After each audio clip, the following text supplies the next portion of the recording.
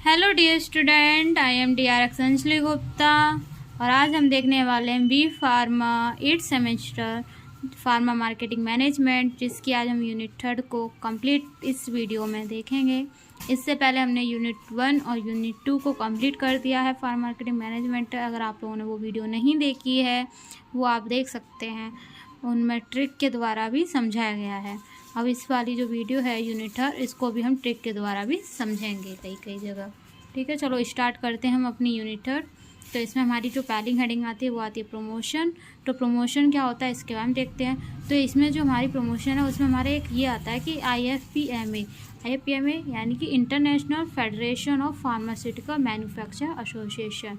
अब इन्होंने एक डिफ़ाइन किया था प्रमोशन को। तो इन्होंने डिफ़ाइन किया यानी कि इन्होंने बताया है कि जो हमारी कोई भी एक्टिविटी जो हमारी मेंबर कंपनी के द्वारा स्पॉन्सर्ड और ऑर्गेनाइज करके अंडरटेकन की जाती है एक्टिविटी, जो कि हेल्थ केयर प्रोफेशनल से डायरेक्टेड, उसको प्रिस्क्रिप्शन को प्रमोट करती है, रिकमेंडेशन करती है, सप्लाई को एडमिनिस्टर करती है और कंजम्पशन करती है pharmaceutical product through the all media including the internet के इंक्लूडिंग करके वो सभी जो भी हमारी मीडिया होती हैं उनके थ्रू फार्मास्यूटिकल प्रोडक्ट को consumption, administer and recommendation supply करती हैं, प्रिस्क्रिप्शन को प्रमोट करती हैं हेल्थ प्रमोशन के लिए डायरेक्टली।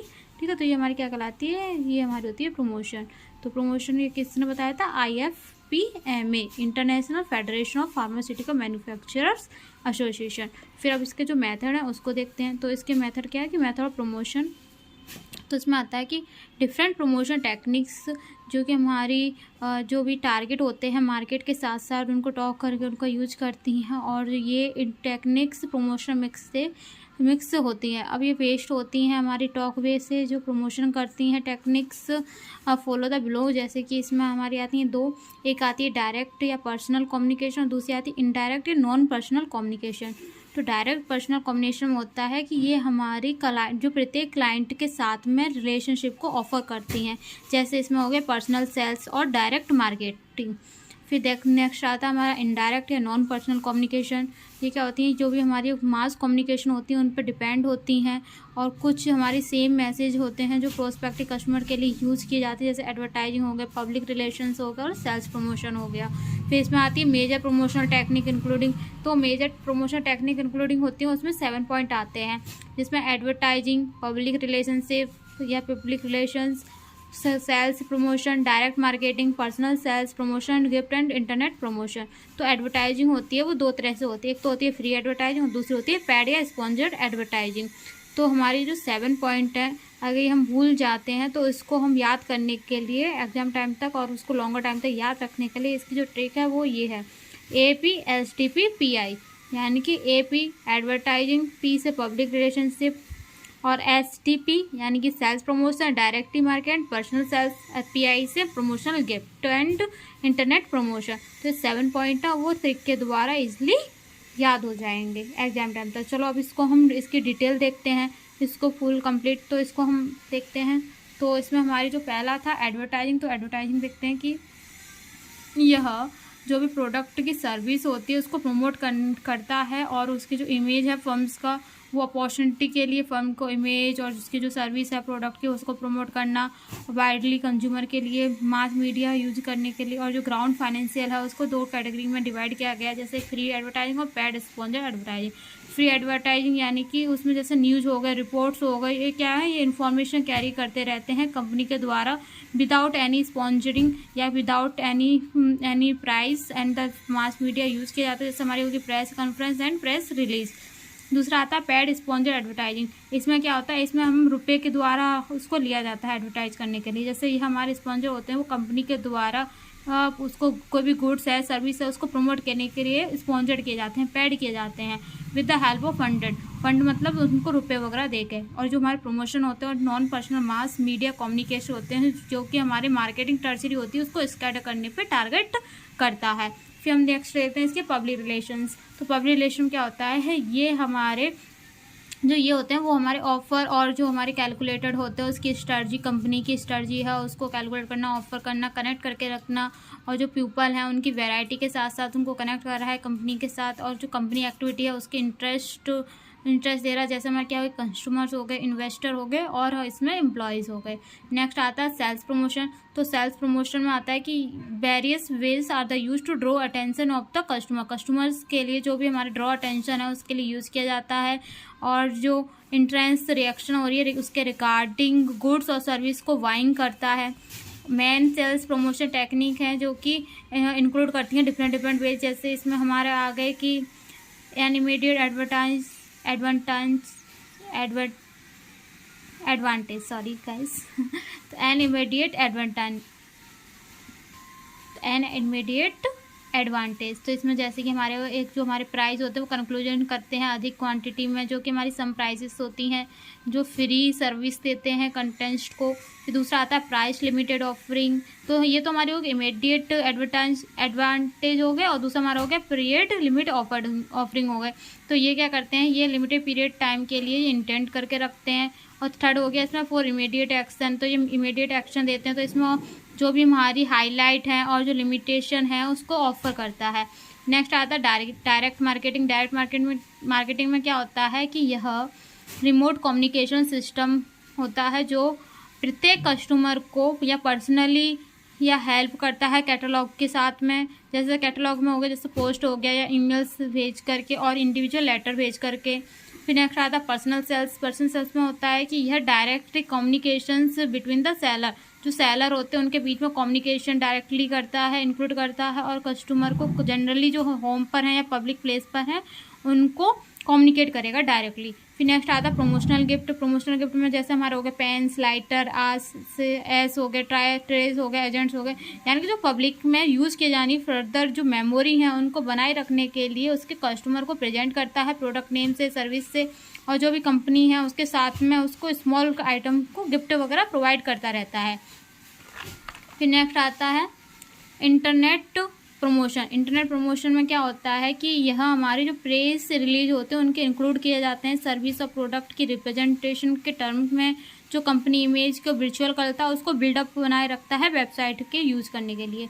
फिर नेक्स्ट आता है डिटर्मिनेट एंड प्रमोशनल मिक्स। तो इसमें हमारा आता है पहले प्रमोशन। तो प्रमोशन में क्या होता है कि जो प्रमोशन इन्वॉल्व होता है डिसेमिनेशन इन्फॉर्मेशन प्रोडक्ट के बारे में, प्रोडक्ट लाइन में और ब्रांड और कंपनी में, और यह एक तरह से 4 की एस्पेक्ट करता है मार्केटिंग मिक्स के लिए, जो अदर 3 एलिमेंट और product marketing, pricing and distribution होता है। फिर नेक्स्ट आता है प्रमोशन मिक्स। प्रमोशन मिक्स में क्या होता है, इसमें बहुत सारे प्रमोशन होते रहते हैं जो मिक्सचर होते हैं।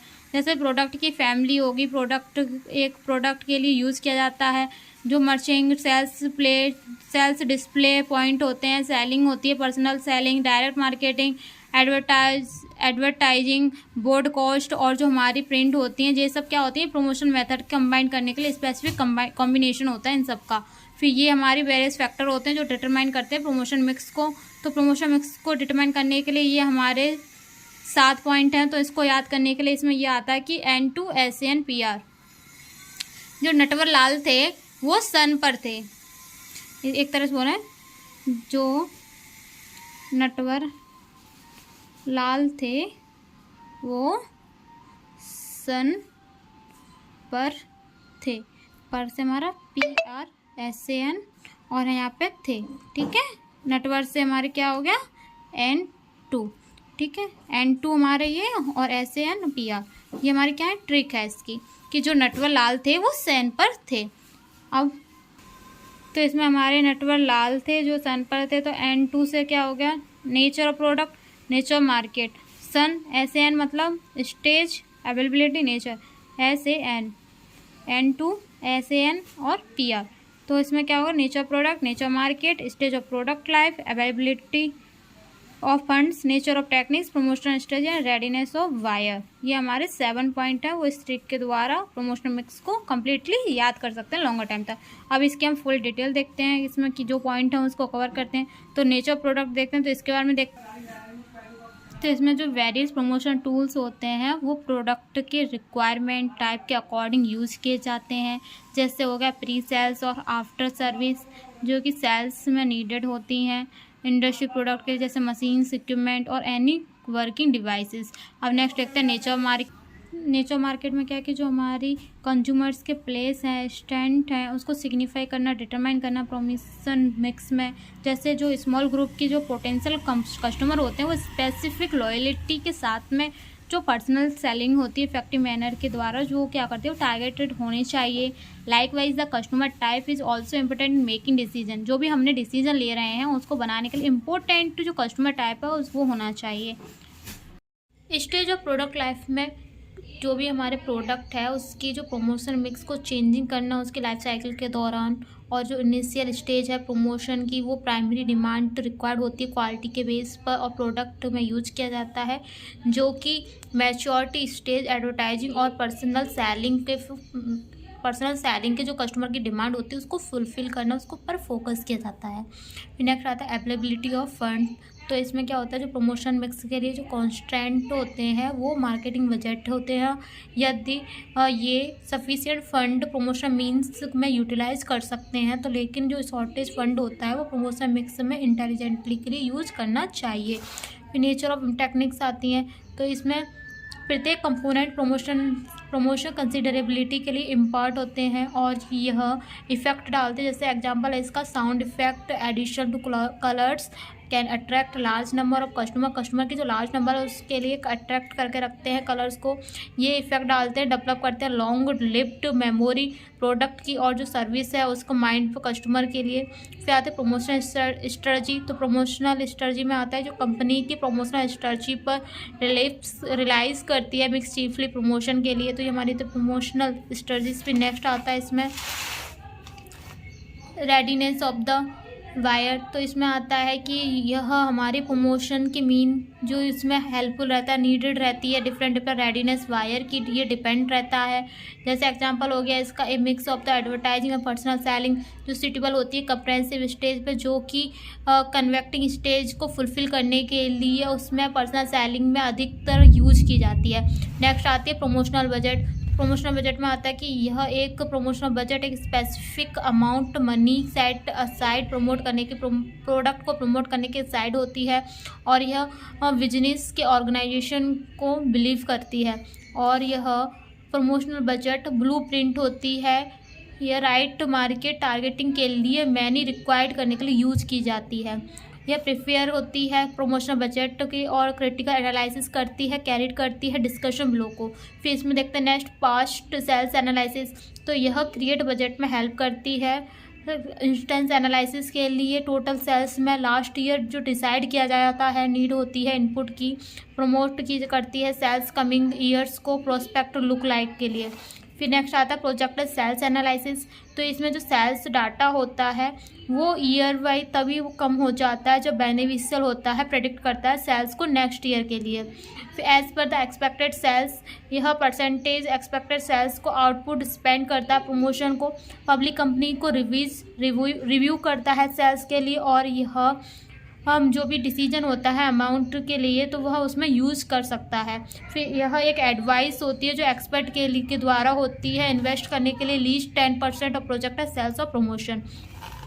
नेक्स्ट आता है इसमें competitive partially and party analysis. तो इसमें क्या होता है कम्पिटिटिव पार्टी एनालिसिस इंप्रूव करती है ब्रांडिंग को, आइडियाज़ को, और ट्रस्ट करती है कस्टमर्स पर और प्रोस्पेक्टिव मार्केट में, और यह कंप्रेसिबल बजट पर बेस होती है सेटिंग की कम्पिटिटिव मार्केट में। फिर नेक्स्ट आता है इसमें गुड डिपेंडिंग एनालिसिस। तो इसमें जो गोल डिपेंडिंग एनालिसिस, तो गोल डिपेंडिंग प्रमोशन होते हैं जो भी लॉजिकल होते हैं, वेल रिसर्च होते हैं, आउटकम अट्रैक्टिंग टारगेट सेल्स पर, और यह रिक्वायर्ड करती है investigate objective set market plan को, और ये अकॉर्डिंग होते हैं starting working on demand activity to achieve those objective. फिर नेक्स्ट आता है इसमें an overview of personal selling. तो पर्सनल सेलिंग में बात करें तो ये personal selling face to face selling technique होती है जो सेल्स पर्सन यूज़ करते हैं या हिज और her interpersonal skills persuade customers में जो वाइंग करता है पर्टिकुलर प्रोडक्ट को, और the sales person tries to highlight various feature of the product to convince the customer that it will only add value. ठीक है। फिर इसमें जो हमारे ऑब्जेक्टिव है पर्सनल सेल्स, तो इसमें क्या होता है कि हमारे क्रिएटिंग करते हैं, डिमांड को हैंडलिंग करते हैं, ऑब्जेक्टिव को एक्सप्लोर करते हैं, हिडन वर्ड को एजुकेटिंग कस्टमर्स होते हैं, बिल्ड रिलेशनशिप होते हैं, प्रोवाइड फीडबैक देते हैं। यानी पहले उन्होंने क्या किया, क्रिएट किया डिमांड को क्रिएट करने के बाद उन्होंने ऑब्जेक्ट किया, उनको हैंडलिंग किया, ऑब्जेक्ट करके फिर उसको हिडन वन है उसको एक्सप्लोर किया, कस्टमर्स को एजुकेट किया उस प्रोडक्ट के लिए, फिर जो रिलेशनशिप है उसको बिल्डअप करके रखी दोनों के बीच, कस्टमर्स के बीच, अपने बीच, फिर उसको फीडबैक प्रोवाइड किया कि अगर कोई भी प्रोडक्ट ले जाता है तो उसका क्या क्या फीडबैक है, अच्छा है बुरा है, वो सब उसको प्रोवाइड किया। फिर इसकी इंपॉर्टेंस देखते हैं पर्सनल सेलिंग की, तो इसमें बेनिफिट होता है कस्टमर के लिए, benefit to company and benefit to society. अगर हम टाइप्स ऑफ सेल्स रिप्रेजेंटेटिव देखें तो जो सेल्स रिप्रेजेंटेटिव होता है वो डिफरेंट पोजिशन बेस पर होता है, जो स्पेसिफिक होता है टास्क सेलिंग के लिए, जिसमें delivery boy, order taken, demand creator and solution vendor होता है। फिर नेक्स्ट देखते हैं इसमें जो इसको डिटेल में देखा तो डिलीवर या डिलीवरी बॉय, तो एक ऐसा पर्सन जो डिलीवरी होता है प्रोडक्ट कंज्यूमर से, जो प्रोडक्ट को डिलीवर करता है, तो डिलीवरी बॉय हो गया। ऑर्डर टेकन, जो पर्सन सिट या और जो स्टैंड बिहाइंड होता है काउंटर पर और इनसाइड ऑर्डर लेता है, और ये हमारे अपॉइंट करता है कॉलिंग को स्टोर मैनेजर करने के लिए, जो आउटर होते हैं ऑर्डर को टेकर करने के लिए। नेक्स्ट आता है डिमांड क्रिएटर। डिमांड क्रिएटर क्या होता है, एक ऐसा पर्सन जो अपॉइंट करता है क्रिएट डिमांड को सेलिंग प्रोडक्ट और सर्विस के लिए। फिर सॉल्यूशन वेंडर आता है, तो जो प्रोडक्ट और सर्विस की जो नॉन टेक्निकल इश्यूज होती हैं उसको रिजॉल्व करना, उसको एक्सपोर्ट करना सेल्समैन के साथ में, तो वो हमारा होता है सॉल्यूशन वेंडर। फिर इसमें हमारे आते हैं 6 major step in effective selling, तो इसमें हमारे 6 स्टेप आते हैं जिसको हम ट्रिक के द्वारा देखें तो RPPOC फॉलो करता है। जो हमारे रेट प्राइस होती है वो POC फॉलो करती है, एक तरह से ट्रिक है, ये सिर्फ ट्रिक है। RP अगर नेम से नहीं याद हो रहा तो हम इसको बोल सकते हैं रेट प्राइस POC को फॉलो करता है, ठीक है। RPPOC फॉलो, अगर ये इस तरह से याद हो तो अच्छी बात है, अगर इस तरह से नहीं याद होती तो इसको बोल सकते हैं जो रेट प्राइस होती है वो POC को फॉलो करता है या फॉलो करती है, ठीक है। तो हमारी R से रिसर्च एंड स्टिपुलेटिंग, P से प्री अप्रोच, फिर हमारा P से प्रेजेंटेटिव एंड डिमॉन्स्ट्रेशन, फिर O से ओवरकमिंग ऑब्जेक्टिव, फिर C से क्लोजिंग एंड F से फॉलो अप एंड मेंटेनेंस, ठीक है। तो रेट प्राइस POC को फॉलो करती है। रेट प्राइस यानी कि रिसर्च एंड स्टिपिंग, P से प्री अप्रोच, P से फिर प्रेजेंटेटिव डिमॉन्स्ट्रेशन, O से ओवरकमिंग ऑब्जेक्टिव एंड C से क्लोजिंग एंड F से फॉलो अप एंड मेंटेनेंस, ठीक है। तो इस तरह से याद हो जाता है और ये एग्जाम टाइम में भी अच्छी तरह से लिख सकते हो। फिर नेक्स्ट आती है हमारी एडवर्टाइजिंग। तो एडवर्टाइजिंग क्या है कि एडवर्टाइजिंग वर्ड हमारा ड्राइव होता है 2 लिटिल वर्ड से, जो हमारे ऐड एंड वर्टो को, तो ऐड से आता है टू वर्ड एंड वर्टो से आता है टर्न। तो लिटरली यह जो मीन होता है टर्न का वो होता है people alternation to a specific thing. फिर एडवर्टाइजिंग यह एक मार्केटिंग कम्युनिकेशन है कि जो एम्प्लॉय को openly sponsor non personal message to promote to sales and product service और आइडिया, जो भी हमारी सर्विस और आइडिया है प्रोडक्ट के, एक प्रोडक्ट को सेल करना, प्रमोट करना, मैसेज करना, नॉन पर्सनल स्पॉन्जर करना ओपनली तो एम्प्लॉय को, तो ये हमारी क्या कहलाती है, एडवर्टाइजिंग कहलाती है। फिर एडवर्टाइजिंग हम इसके डिसीजन देखें तो इसके हमारे 5 पॉइंट होते हैं, जिसमें हमारी आती है सेटिंग एडवर्टाइजिंग, ऑब्जेक्टिव, मिशन। जो हमारे सेटिंग एडवर्टाइजिंग ऑब्जेक्ट होता है उसमें मिशन देखा जाता है, सेटिंग एडवर्टाइजिंग बजट होता है उसमें मनी देखा जाता है। फिर थर्ड आता है मैसेज डिसीजन, जो मैसेज प्रोवाइड किया जाता है। मीडिया डिसीजन यानी कि मीडिया, और इवेल्युएटिंग एडवर्टाइजिंग यानी कंपनीज, यानी कि उसमें मेजरमेंट किया जाता है। अगर इसको हम याद करें तो इसमें आता है टू एस एम इवेल्युएट, यानी कि इसमें 2 ही हमारे एस है, 2 ही इसमें एम है और इवेल्युएट है। अगर हम दूसरे से याद करें तो इसमें 2SMS इवेल्युएट किया जाता है, सिर्फ ट्रिक है ये याद करने के लिए, इवेल्युएट किया जाता है। 2SMS यानी 2M है और 2 इसमें SS है और इवेल्युएट किया जाता है 2S 2M और E, इवेल्युएट से इवेल्युएट। तो setting advertising objective mission, setting advertising budget money, message decision message, media decision media and evaluate advertising company यानी कि मेजरमेंट। 2SM इवेल्युएट, या फिर हम इसको याद करें 2SMS इवेल्युएट किया जाता है, ठीक है। तो ये हो गया। फिर हम नेक्स्ट देखते हैं the key point involve in advertising are, तो इसमें यह जो भी हमारी लार्ज नंबर कंज्यूमर होते हैं, कंज्यूमर के लार्ज नंबर को रीच करना इंटेंड किया जाता है, और यह केस वर्ल कम्युनिकेशन इन्फॉर्मेशन टारगेट कंज्यूमर के लिए केस, और यह एक हमारी पेड मीन्स डिलीवर मैसेज या नॉन पर्सनल मैनर में होता है। यह एक वे कम्युनिकेशन बिजनेस और लॉन्गर टर्म के साथ में प्रॉफिट देखा जाता है। इसमें कॉस्ट पर मैसेज लॉ होता है। फिर नेक्स्ट आता है एडवर्टाइजिंग में be carried out in different form to deliver message in. तो इसमें क्या होता है कि इसमें न्यूज़पेपर, बुकलेट्स हो गए, multimedia gadgets and broadcast through the radio and TV set, leaflets and notebooks and front the back cover, window the counter display, animated pictures है ना, एनिमेटेड पिक्चर होंगे, unique science designs, colour, shape और pattern of the advertiser, level stage and other means use to in sponsoring and event और programme. ठीक है, तो ये हमारे क्या होगा, डिफरेंट हमारे डिलीवरी मैसेज हो गए एडवर्टाइजिंग के लिए।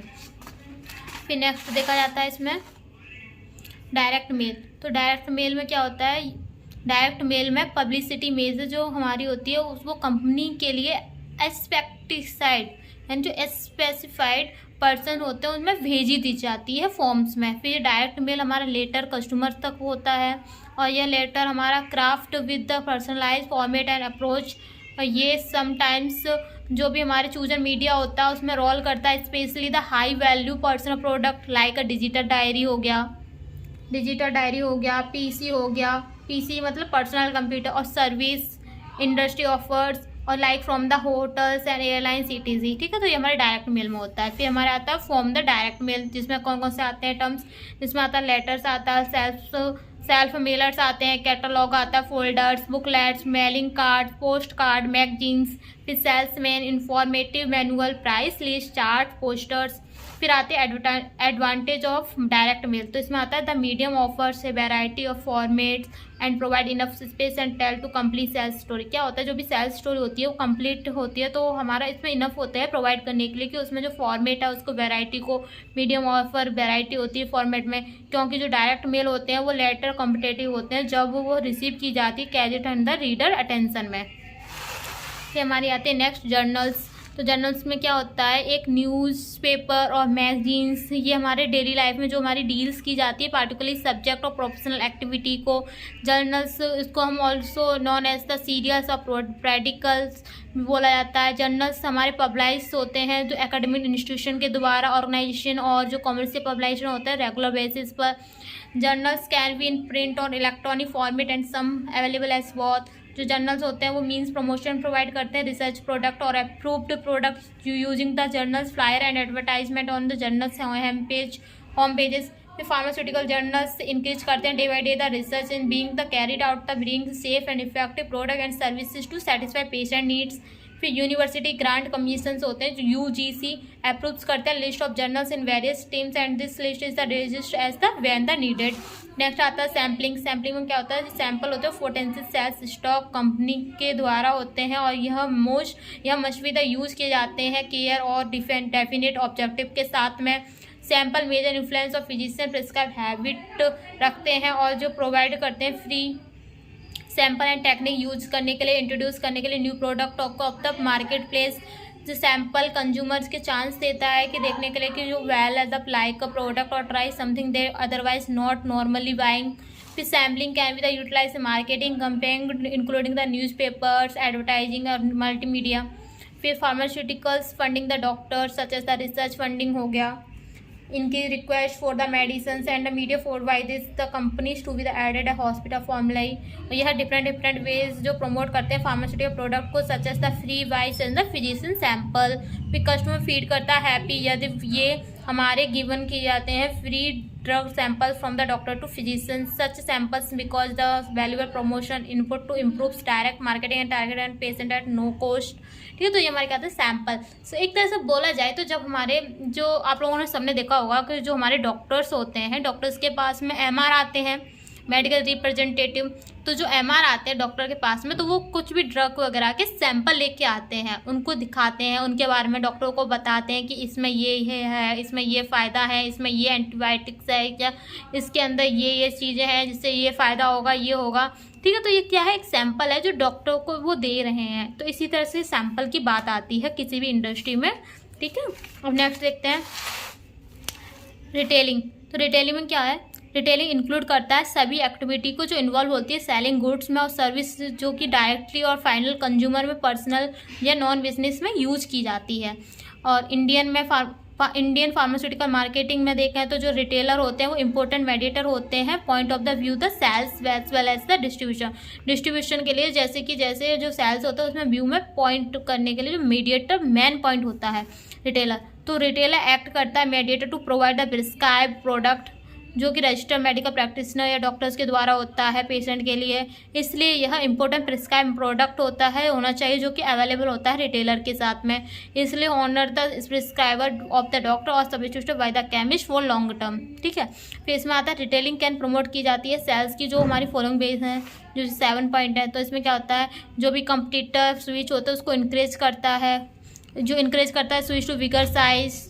फिर नेक्स्ट आता है to encourage the physician to switch to new formulation, to encourage the seasonality of the demand. फिर इंप्रूव करता है कंपनी इमेज को, बिल्ड लॉयल्टी को, सेटिस्फाई फिजिशियन प्राइस कॉन्शियसनेस को। ठीक है, तो ये हमारे क्या है 7 पॉइंट है जो प्रमोट कर रहा है रिटेलिंग में। फिर नेक्स्ट हम देखते हैं इसमें मेडिकल एक्सिबिशन में क्या होता है कि एक्सिबिशन डिफाइन करता है unified the way of the advance technology carrying out the business factory at the national international level. ठीक है, फिर यह ऑफर चांस देता है articulate feedbacks of the client customers, जिसको जो भी मार्केटिंग अपॉर्चुनिटी होती है उसको आइडेंटिफाई करने के लिए, competition of the similar product और सर्विसेज में, और जो एक्सपेंड कॉमर्शियल इंफ्रास्ट्रक्चर होता है उसके साथ में न्यू पीपल को इंक्लूड करता है, ज्वाइन करता है in activity and the partnerships में। फिर एक्सिबिशन प्रोवाइड करता है यूनिक नेटवर्किंग प्लेटफॉर्म पर, जो कि दोनों के साथ में इंडियन और फॉरेन पार्टिसिपेंट के साथ में नेटवर्किंग प्लेटफॉर्म में प्रोवाइड करता है एक्सिबिशन। फिर ये हेल्प करता है प्रमोशन में, मार्केटिंग और पब्लिसिटी एफर्ट डालता है, पार्टिसिपेंट करता है कंपनीज में। Medical exhibition have the number of the advantage discussion blue, जो इसके जो एडवांटेज हैं, तो एडवांटेज देखें तो इसमें पहला एडवांटेज होता है कि learn the new marketing tactic of your competitor.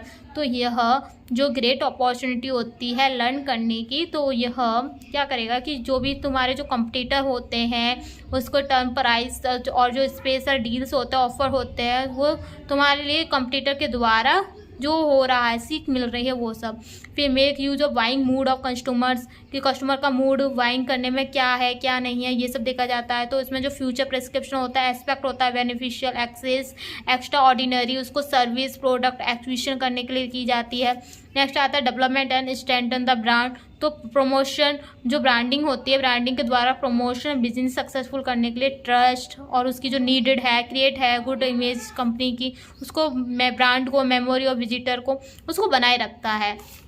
फिर नेक्स्ट आता है हमारा इसमें पब्लिक रिलेशन। तो पब्लिक रिलेशन क्या होता है, इसी समय हमारा पब्लिक रिलेशन की उसको किस तरह से पब्लिक रिलेशन करना चाहिए। तो इसमें क्या होता है, जो डीलर हैं और जो सप्लायर होता है कस्टमर का, वो पोटेंशियल करने के साथ साथ कंपनी से कनेक्ट करके रखता है। Construction great extend the relationship matter रहती है, और यह जो भी हमारे सर्विस है प्रोडक्ट है उसको इंटरेस्ट करने के लिए जो पब्लिक के अप्रोच होते हैं उसको टाइट करके रखता है। पब्लिक की प्रेजेंट कंटेक्स्ट, जो पोटेंशियल ग्रुप ऑफ पर्सन्स हैं जो होम कंपनीज इंटरेस्ट करता है रिलाइज टू अटेंस गोल्स को। फिर जो पब्लिक रिलेशन है जिसको हम पीआर बोल रहे हैं शॉर्टकट में, तो पब्लिक रिलेशन बिल्ड करके रखता है through the different way of the improve करता है company reputation, term of the product quality और सर्विसेज को। यह वाइज कंपनी टेक्स करके रखता है concrete steps to manage successful relationship with its the key public.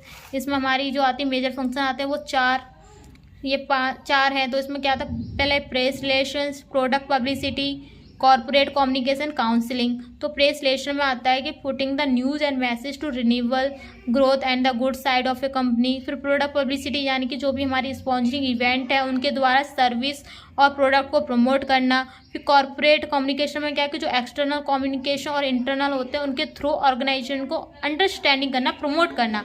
Counselling में है कि जो भी अप है डाउन है सभी कंसिडर के साथ में जो कंपनीज को गुड मेंटेन इश्यूज करना, पब्लिक की कंसर्न सजेशन और गुड पुटिंग करना। फिर नेक्स्ट आती है हमारी मार्केटिंग पब्लिक रिलेशन।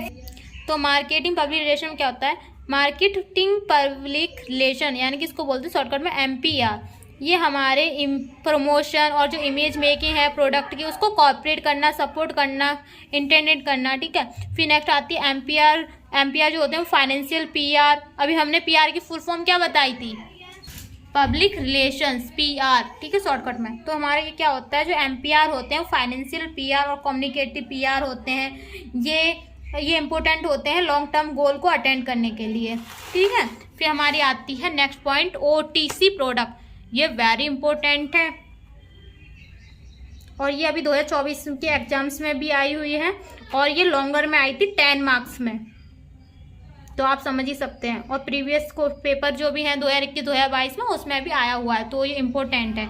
तो हमने इसको इम्पोर्टेंट है इसलिए हमने इसको पॉइंट वाइज देखेंगे, ठीक है।